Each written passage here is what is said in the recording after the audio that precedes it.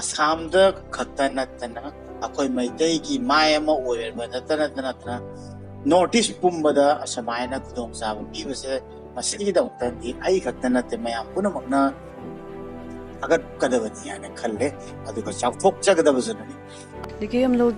Humanoid prosthetic and orthotics का है और पूरा नॉर्थ ईस्ट में हम लोग सप्लाई देते हैं, ये सब डील करते हैं लाइक आर्टिफिशियल हैंड लेंस जो भी पैर का हो गया। और अभी ये बर्न के लिए हम लोग क्या करते हैं, ये कस्टमाइज वाला ठीक है कि हम लोग को क्या सिलिकॉन समायना माइ थोप ngमजबा माइ ताब ngमजबा चा कप अमा समायना पाइब ngमबा बांगन पुथोकना कइम चकप ngमबा सी मथौसे सिनि नाउना सी मुक नुंगाइबा हराउबा पालिबा कोइना को आइदि सी भेलु जे आइन सी फंगिदा सी यम तांगबने खले लैरगा कया पीरजो कोइना समायना तौबो इसागिदा अदुना सी अपन बॉडी पार्ट्स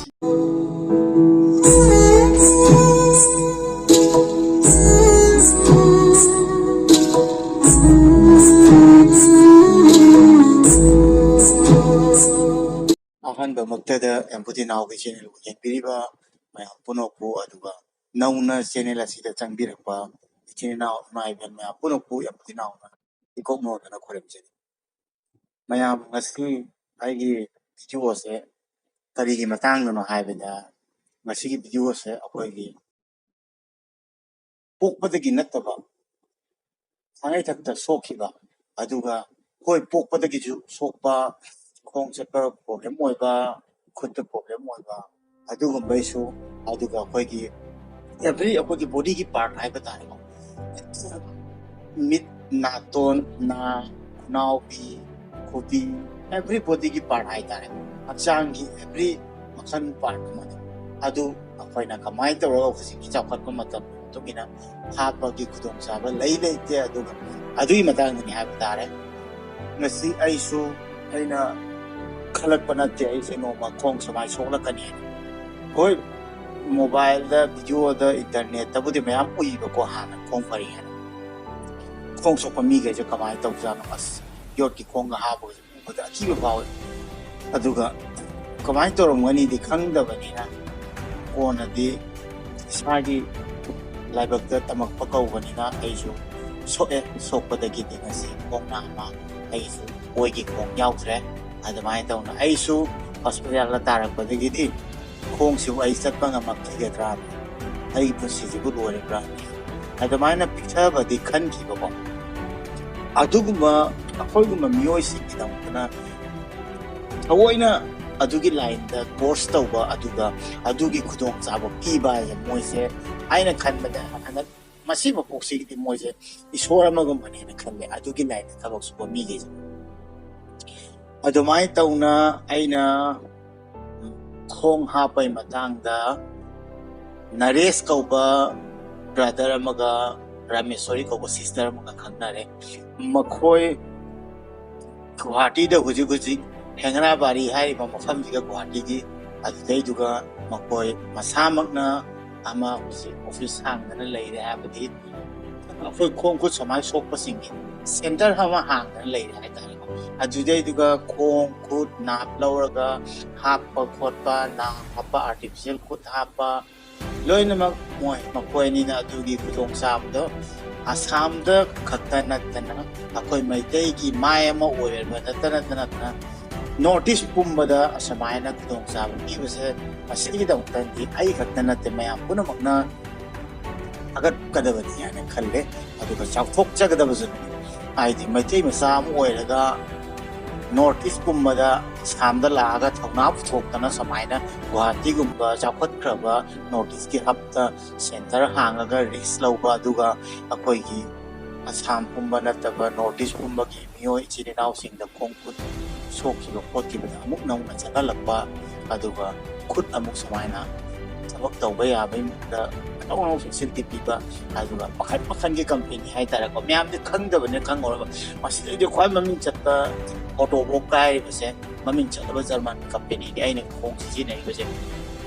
पोस्टर लैरे अदैदि म्याम मखन मखन लैबको अदु सिंगदु की एवरी कंपनी की एवरी ब्रांड के ma'am पामबदो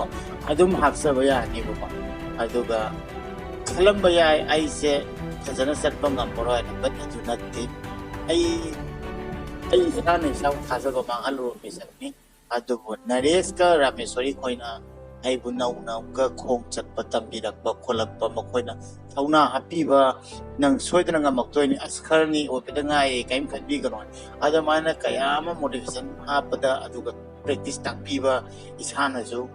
sajaba thamba adamai tauna ngasi gi ai khong chati gari thawni aduga angamba hanagi mak natragasu wakhando normal life amada pora pi habi tare makoina aduna Naresh ka Rameswari da aina amka haisini agat di yang china aduga ai makoi ni nakti hujik video amazo news ta samaina ai thengna bani ado mukhan jena share tore ado kogi news channel amada samaina na kogi atmaina apak pase ai ngonda su chau thok chani ngai ma pukning da puri ai da proud feel oi ai da no koi ni gi ngang ma tek to aduga moi gi food ki khang de dem ni ma देखिए हम लोग humanoid prosthetic and orthotics का है और पूरा north east में हम लोग सप्लाई देते हैं ये सब डील करते हैं लाइक आर्टिफिशियल हैंड लेंस जो भी पैर का हो गया और अभी ये बर्न के लिए हम लोग क्या करते हैं ये कस्टमाइज वाला ठीक है ये हम लोग को हो गया सिलिकॉन कस्टमिक ये कॉस्मेटिक पर्पस के लिए बनाता है जो एक्सीडेंटली कान चला गया इनकेस ये वाला हो गया बाई बर्ड भी होता है ये सब में हम लोग ये भी बनाता है उसके लिए साइज अलग अलग से और ये सब एडवांस है अभी के टाइम में इतना एडवांस हो गया ये हम लोग ऐप के थ्रू ऑपरेट करते हैं लाइक आप ये पकड़िए मैं उसको ओपन करना चाहूँ तो करते हैं मतलब होगा ये पेशेंट को हाथ में लगाते हैं हाँ मतलब जो चाहे वो कर सकते हैं ये हो क्या ठीक है मैं उसको दूसरा वाला काम में करा सकता हूँ इसको ये इलेक्ट्रोड और जो भी है कर मतलब सकते हैं। पेशेंट के ऊपर लगेगा ये इलेक्ट्रोड जो है ये इलेक्ट्रोड मतलब सेंसर है ये मसल पावर से काम करता है अभी के टाइम में जितना एडवांस टेक्नोलॉजी है हमारे पास रहेगा और ये सब हो गया ये जर्मनी कंपनी का है और ये रसिया का कंपनी है हम लोग गुवाहाटी में हो के पूरा नॉर्थ ईस्ट का ये सब एडवांस सिस्टम हम सप्लाई दे रहा है और अभी पैरा ओलंपिक में भी वो लोग रनर यूज़ करते हैं जो ब्लेड लगा के वो भी है हमारे पास तो ये सब लगा के वो मैराथन वगैरह होते हैं अभी के टाइम में यहाँ पे पैरा ओलंपिक असम एसोसिएशन भी बहुत एक्टिव है ये भी हम सप्लाई कर रहे हैं और बहुत सारा आप देखिए जो भी पेशेंट रिक्वायरमेंट है उस हिसाब से हम लोग कस्टमाइज बनाते हैं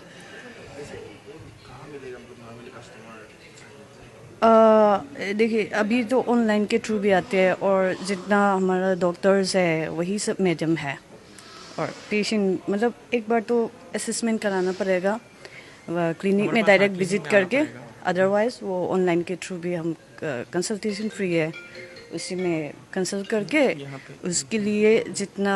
हो सकता है वो हम दे देते हैं लो अफोर्डेबल कॉस्ट से जितना प्रीमियम कॉस्ट तक जा सकते हैं वो डिपेंड करता है 땡은 내가 하이서 아이가 시 공시 소카래고 공이 별로 상상은 강해봐 아두고 미신제 너나 빼나봐 암탈 라이브 나티바 카스 빼나봐 닝투마 나티바 아두고네 이따 생나 시쿠치나고 samaina mai te thokpa ngamjaba mai taba ngamjaba cha kap ama samaina paiba ngamba bangan puthokna kai ma chakpa ngamba si mathau se sini nawina si muk nungai ba rau ba paliba koina ko ai di si ki value je ai si phangni je si am ta ba ne khale ba lai daga kaya pira jo koina samaina tau ba isa gi ka aduna si akoi body part si valuable pochai ni ka aduna tang balan di hakchang ni ha te sum mani ai karor prius ai gi hanai khom dau na di sum phang phang aro madubu chakna na ba ai di ai mon da subna mo ina ba phang bai wa ni ko adu su ya matang mani ai ta ko adu mai na chatpa ngam to mi ma chatpa ngam ba adu ma put yaw hal ba ma na tau ni ko ka tau ko ngam se na pai je ma adu tana na ya na to na sig ma ji khab so ngam da ni khonau bi ke ka ha oi ni mag ya re to na ma ke details khan jaram bi adu Naresh ka Rameswari ne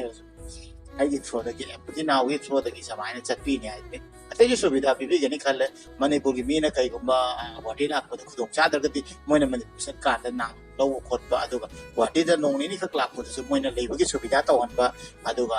ꯗꯤꯁꯀꯥꯎꯟꯁꯨ ꯄꯤꯍꯟꯕ ꯑꯗꯨꯒ ꯐꯖꯅ care ꯇꯧꯔꯒ proper ꯆꯠꯄ ꯉꯝꯍꯟꯕ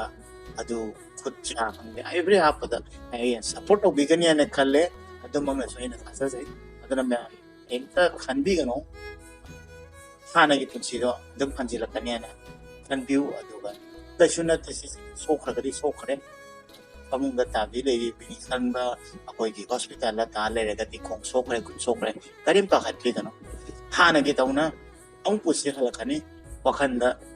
ꯅꯨꯡꯉꯥꯏꯇꯕ ꯇꯧꯕꯤꯒꯅꯨ ꯍꯥꯏꯇꯥꯔꯦ ꯃꯁꯤꯅꯤ ꯃꯌꯥꯝ ꯑꯗꯨꯒ ꯃꯃꯤꯡꯅ ꯍ꯭ꯌꯨꯃꯅꯣꯏꯗ ꯊꯣꯛꯑꯦꯀꯣ ꯍ꯭ꯌꯨꯃꯅꯣꯏꯗ ꯄ꯭ꯔꯣꯁꯊꯦꯇꯤꯛ ꯂꯦꯒꯁ ꯂꯤꯞ ꯁꯦꯟꯇꯔ ꯍꯦꯡꯔꯥꯕꯥꯔꯤꯗ ꯒꯨꯋꯥꯍꯥꯇꯤꯒꯤ ꯑꯗꯨꯅ ꯃꯁꯤꯗꯩꯁꯤꯒ ꯃꯌꯥꯝꯅ ꯀꯟꯇꯦꯛ ꯇꯧꯕꯤꯔꯒ ꯈꯣꯡ ꯈꯨꯠ ꯂꯣꯏ ꯍꯥꯞꯄ ꯌꯥꯔꯅꯤ ꯑꯗꯨꯅ ꯃꯁꯤꯒꯤ ꯚꯤꯗꯤꯑꯣꯁꯤꯗꯤ ꯊꯑꯣꯏꯅ ꯅꯔꯦꯁꯀ ꯔꯥꯃꯦꯁꯣꯔꯤ ꯃꯊꯛꯇꯅꯤ ꯃꯔꯝꯗꯤ ꯑꯩꯁꯨ ꯄꯨꯟꯁꯤ ꯆꯨꯞꯄ ꯃꯣꯏꯅ ꯑꯗꯨꯝ ꯌꯦꯡꯕꯤꯗꯣꯏꯅꯤ ꯑꯩꯒꯤ ꯀꯩꯅꯣꯝꯃ ꯁꯣꯏꯔꯦ ꯍꯥꯏꯕꯒ ꯃꯣꯏꯗ ꯑꯗꯨꯝꯅꯤ ꯑꯗꯨꯅ ꯑꯩꯒꯤꯗꯃꯛꯇꯗꯤ ꯃꯈꯣꯏꯁꯦ ꯏꯁꯣꯔꯒ ꯆꯞ ꯃꯥꯟꯅꯩ ꯍꯥꯏꯇꯥꯔꯦ ꯍꯧꯖꯤꯛ ꯍꯧꯖꯤꯛꯀꯤꯗꯤꯀꯣ ꯑꯗꯨꯅ ꯑꯩ ꯄ꯭ꯔꯣꯕ꯭ꯂꯦꯝ ꯑꯣꯏꯕꯒ ꯃꯈꯣꯏꯗꯤ ꯃꯊꯛꯇꯅꯤ ꯑꯩꯗꯨ ꯑꯗꯨꯅ ꯃꯌꯥꯝꯁꯨ ꯑꯀꯤꯕ ꯊꯝꯕꯤꯒꯅꯨ ꯑꯁꯥꯝꯗꯩ ꯑꯣꯏꯒꯦꯔꯥ ꯃꯄꯥꯟꯗꯩ ꯑꯣꯏꯒꯦꯔꯥ ꯂꯣꯏꯅꯃꯛꯅ ꯈꯣꯡ ꯈꯨꯠ ꯃꯈꯣꯏꯒ ꯑꯗꯨꯝ ꯇꯥꯟꯅꯕꯤꯌꯨ ꯍꯥꯏꯕ ꯇꯥꯔꯦ ꯃꯁꯤꯃꯇꯪ ꯍꯥꯏꯔꯒ ꯉꯁꯤ ꯚꯤꯗꯤꯑꯣꯁꯦ ꯂꯣꯏꯁꯤꯟꯖꯔꯒꯦ ꯑꯗꯨꯒ ꯍ꯭ꯌꯨꯃꯅꯣꯏꯗ ꯄ꯭ꯔꯣꯁꯊꯦꯇꯤꯛ ꯂꯦꯒ ꯁꯦꯟꯇꯔ ꯑꯃꯨꯛ ꯍꯦꯟꯅ ꯆꯥꯎꯈꯠꯄ ꯑꯣꯏꯕꯤꯌꯨ ꯑꯩꯈꯣꯏ ꯃꯩꯇꯩꯒꯤ ꯃꯥꯏꯅꯤ ꯃꯩꯇꯩꯅ ꯌꯥꯏꯐꯔꯦ ꯀꯪꯂꯩꯄꯥꯛꯅ ꯌꯥꯏꯐꯔꯦ